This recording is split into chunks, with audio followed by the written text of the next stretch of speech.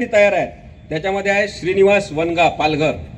आमची मीटिंग झाली आहे पालघरला निर्भय बनूची।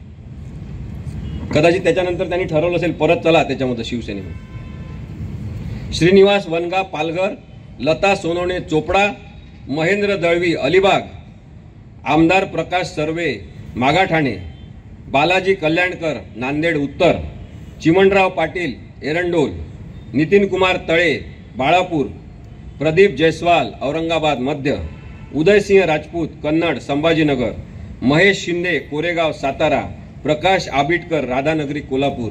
हे 12 जण शिवसेना उद्धव ठाकरे यांच्यामध्ये परत शरण येण्यासाठी तयार आहे। कारण की त्यांना लक्षात आलं आपलं या माणसासोबत भविष्य नाही, ज्याला ठाणे जिल्ह्याच्या बाहेर काही ओळख नाही। राष्ट्रवादीचे सुद्धा अनेक जण परत येणार अशी बातमी आलेली आहे। शरद पवार यांच्याकडे ते परत जाणार असं म्हणतात। आता उद्धव साहेबांनी आणि शरद पवार साहेबांनी एकच ठरवलं पाहिजे की एकदा विकल्या गेलेला नेता पुन्हा परत घेतला जाणार नाही।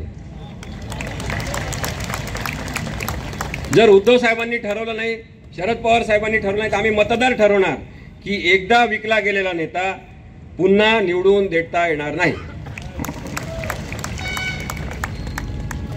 आपल्याला कुठेतरी थोडीफार इमानदारी शिल्लक असलेले लोक निवडून देता येतील आणि तसे निवडून देण्यासाठी आपण सगळेजण पुढाकार घेतला।